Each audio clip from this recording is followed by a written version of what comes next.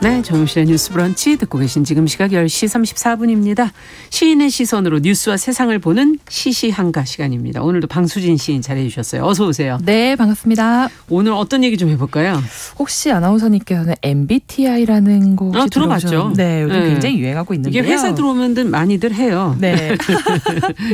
요즘 이제 예전에는 혈액형이나 띠, 별자리 테스트 같은 것들로 이제 사람의 성격을 규정하는 그런 것들을 많이 했었는데 요즘엔 MBTI가 대세라고 이거 되게 합니다. 복잡한데 많고 유형도. 맞습니다. 네. 사실 이제 이 구체적인 여러 문항에 답을 해서 이제 마이어스 브릭스 유형 지표라는 거의 약자인데 이제 네. 성격 유형 검사인 거죠. 예. 이걸 통해서 외향형인 사람은 E, 내향형은 I, 감각형은 S, 직관형은 N 이런 식으로 조합을 해서 뭐 ENFP, 뭐 INTP 이런 식으로 16개의 결과가 나오는데요. 네. 이제 젊은 세대에서는 이걸 신뢰하는 분들이 꽤나 많고 이 신뢰를 넘어서 사실 신봉하는 사람들도 있다고 합니다. 뭐 혈액형 신봉하고 이러듯이. 네, MBTI 신봉자들이 많아졌는데요. 네. 뭐 한 취업 포털 사이트에서 직장인 870명을 대상으로 MBTI 관련 설문 조사를 했더니 사실 자신의 성격과 MBTI가 얼만큼 일치합니까? 라는 질문에 그렇습니다라는 답변이 81.7%나 됐다고 합니다.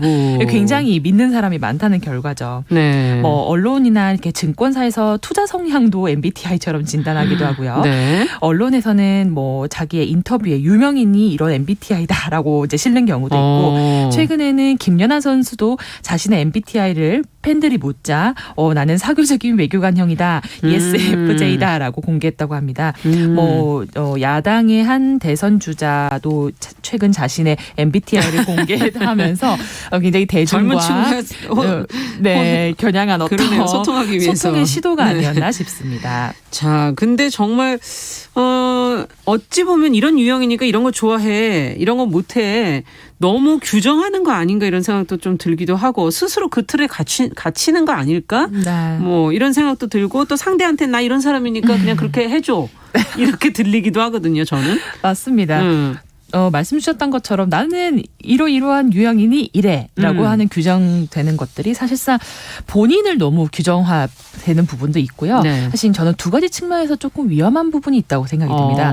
첫 번째는 나는 이렇다, 이런 사람이다라고 규정화해버림과 동시에 네. 사실 제가 그 정의 안으로 미처 집어넣지 못한 나의 굉장히 세세하고 미비한 그런 성격에 되게 자잘한 그런 부분은 맞아요. 소외가 된다는 거죠. 그렇죠. 그래서 왜냐면은 뭐 이제 나는 이런 사람이다라는 규정 안에는 비교적 크고 두드러진 성향만이 들어가기 때문에 굉장히 자잘한 부분은 소외가 될 가능성이 있다.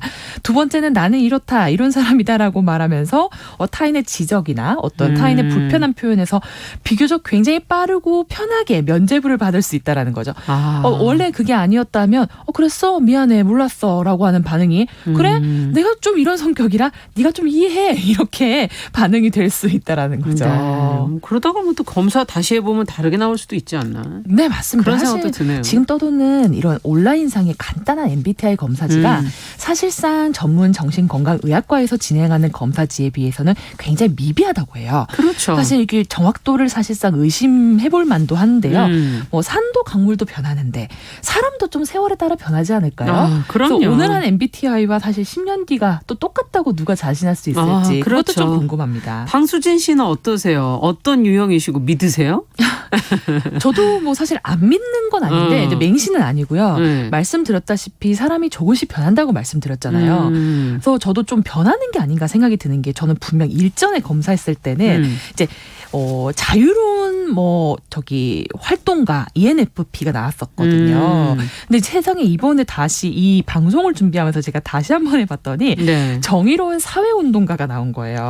그러니까 이게 이제 예전에는 로빈 윌리엄스나 윌 스미스 같은 배우들과 비슷했는데 지금은 오프라 윈프리, 버락 오바마 같은 사회 정치 운동가들과 비슷해진 거죠. 저희 프로그램 하시다가 바뀐 거 아니에요? 약간 브런치, 뉴스 브런치 영향도 있지 않을까라는 생각도 듭니다. 네, 정말. 근데 저는 이게 앞서 얘기한 외향형, 내향형만 해도 저는 그것도 혼동이 되거든요. 네, 맞습니다. 밖에 나가 사람들 만나는 거 좋아하지만 혼자 보냈을 때 회복이 되는 걸 느끼거든요. 그럼 그럼 어떤 유형이라고 해야 되나요, 저는? 맞습니다. 이런 거기서부터 저는 헷갈려요. 중간 지점이 네. 사실 애매한 부분이거든요. 그런데 이제 MBTI 검사를 실제로 온라인에서 해보면 네. 그 중립을 택하지 마시오라는 문구가 보여요. 저는 그게 굉장히 임팩트가 있었거든요. 네. 중간지의 선택지, 그러니까 말씀 주셨던 것처럼 네. 이렇기도 하고 저렇기도 한데라는 걸 하지 말라는 거죠. 그러니까 어떤 하나의 규정으로 하기 어려우니까. 근데 이런 면도 있고 저런 면도 있는 게 사실인 걸 어떻게? 사실인데 제가 억지로 그쪽에 그러니까요. 조금 더 가깝게 선택을 해야 되는 거죠. 맞아요. 중간지의 특성을 없앤다라는 거 사실상 어떻게 보면은 굉장히 복잡한 사람이라는 것을 몇 가지 단순화시켜서 카테고리 안에 넣어서 범주화해보는 사실상은 조금 폭력적인 시선일 수도 있다라는 생각도 저는 들었습니다. 네, 진짜 그러네요. 어떻게 성격을 구체적으로 파악해서 규정하고 분류하고 이런 게 참 어려운 일인데 우리는 인간은 이걸 참 좋아하는 것 같아요. 언제나 혈액형으로 뭐 이 혈액형이냐 저 혈액형이냐 네. 따질 때도 있었고 뭐 그거 외에도 많았잖아요. 별자리를 가지고 따지기도 했었고. 네, 타인을 그렇게 알려고 하는 건가요, 우리 인간은? 그런 뭐 호기심과 이해의 욕구도 있겠지만 사실 이렇게 혈액형으로 사람을 판단하고 좀 해석하는 문화가 있는 것이 뭐 제가 듣기로는 일본과 한국 두 나라뿐이라고 하더라고요. 다른 외국에서는 이제 뭐 너의 블러드 타입이 뭐니 이런 문장 자체가 존재하지 않는다고 해요. 병원에나 가야 들을 수 있는 얘기인가요? 그러니까 너가 나를 수혈할 것도 아닌데 왜 이걸 물어봐 이런 느낌이 되는 건데요. 네. 그 이유는 왜냐하면은 저희 입장에서는 그게 마치 나이가 어떻게 되시나요?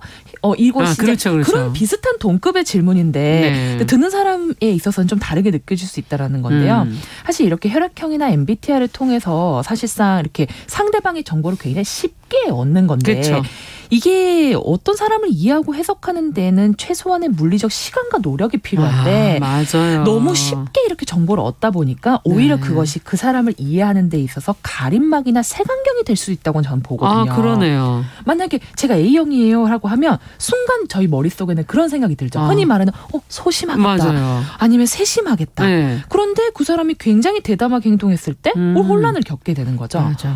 진짜 사람의 모습을 판단하는데 어쩌면 이런 MBTI가 약이 아니라 독일 수도 될 수도 있네, 있다라는 진짜. 생각이 저는 들었었고 이런 그룹화하기, 공통점 찾기 이게 좀 더 나아가면 솔직히 내 편, 네 편 만들기의 성향도 저는 띌 수도 있다고 보거든요. 왜냐면 우리는 무슨 형, 나는 이런 무슨 형이니까. 예. 이런 것들이 사실 뭐 관계 맺기에 수월함을 얻는 데 도움을 받는 것도 있겠지만 너랑 나랑 같구나 하면서 위로를 받는 측면이 분명히 있겠지만 한편으로는 이렇게 우리가 잣대가 되어버리는 이런 현실이 마치 우리가 새장 속에 새를 넣어놓고 이렇게 구경하는 것처럼 왜 우리가 상대방의 틀 안에서만 봐야 하는 그런 권리가 누구한테 있는 것도 아닌데 우리가 너무 그걸 주된 시선으로 바라보게 되면 굉장히 그것은 우리 서로를 새장 속에 새로 느껴지게 하는 거 아닐까? 그래서 재미와 즐거움의 요소로는 좋지만 이걸 주된 시선으로 사용하는 건 좀 위험하다 이렇게 생각이 듭니다. 그러네요. 인간이 얼마나 미묘하고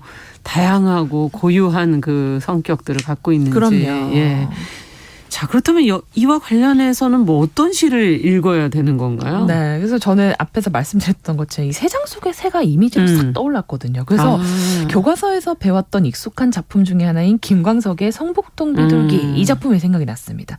보통 뭐 이 시는 학교에서 사랑과 평화의 상징인 비둘기가 이제 도시 개발로 인해서 좀 보금자리를 빼앗긴 채 쫓겨다니는 신세를 좀 이렇게 형상화한 작품이라고 알려져 있는데 문명의 이기와 발달이 좀 비둘기로 형상화된 이런 자연에게는 폭력적일 수도 있다라고 저는 이제 해석을 하고 우리가 가지고 있는 이 소비하는 MBTI라는 이런 것도 어쩌면 성북동에 새로 생긴 숱한 번지 그런 규정화의 다름 아닐까라는 생각이 들었습니다.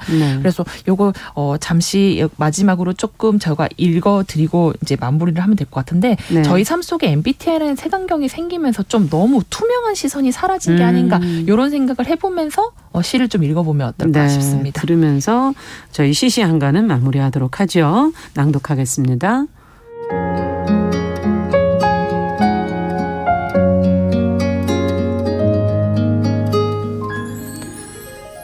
성북동 비둘기 김광섭. 성북동 산에 번지가 새로 생기면서 본래 살던 성북동 비둘기만이 번지가 없어졌다. 새벽부터 돌 깨는 산울림에 떨다가 가슴에 금이 갔다.